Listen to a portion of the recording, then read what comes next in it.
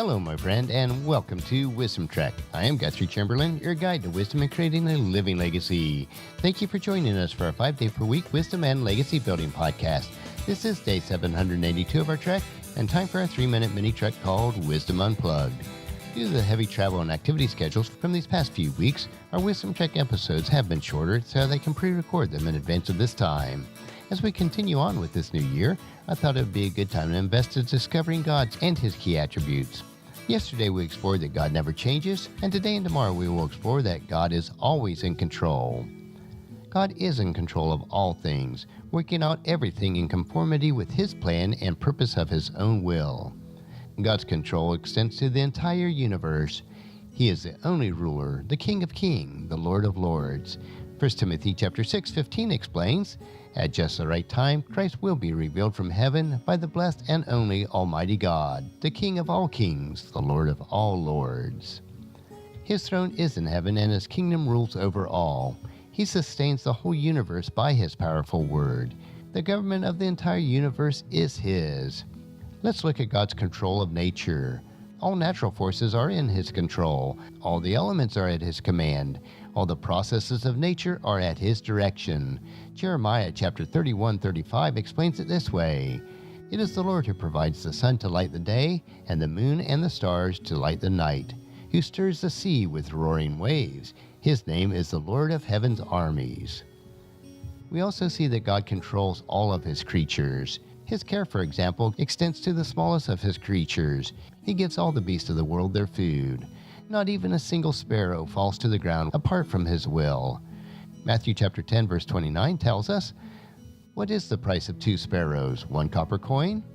But not a single sparrow can fall to the ground without the Father knowing it." He can appoint all His creatures to perform His will, even the ravens to carry meat and bread to His servants. God is also in control of human beings, even evil individuals. There are occasions when God, desiring to show His wrath and to make His power known, has put up evil individuals due for destruction. His purpose has been to make known the riches of His glory and those whom He has proposed to save. Sometimes God sees to it that the worst of people are allowed to be exalted, that they may fulfill His purpose without them even knowing it. He even uses the enemies of His people to discipline them in their disobedience. On the other hand, He can harden the hearts of the people's enemies so that they fall into the hands of people or even destroys them Himself. So we know that God is in control of all things.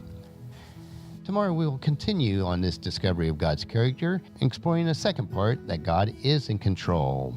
Thank you for joining me on this trek that we call life, and encourage your friends and family to join us and to come along with us tomorrow for another day of Wisdom Trek, creating a legacy. If you'd like to listen to any of the past 781 treks or read the Wisdom Journal, they are all available at wisdom-trek.com. And thank you so much for allowing me to be your guide, your mentor, and most importantly, I am your friend as I serve you through the Wisdom Trek podcast and journal. And as we take this trek of life together, let us always live abundantly, love unconditionally, listen intentionally, learn continuously, let to others generously, lead with integrity, and then leave a living legacy each day. I am Guthrie Chamberlain, reminding you to keep moving forward, enjoy your journey, and then create a great day every day. See you tomorrow for Philosophy Friday.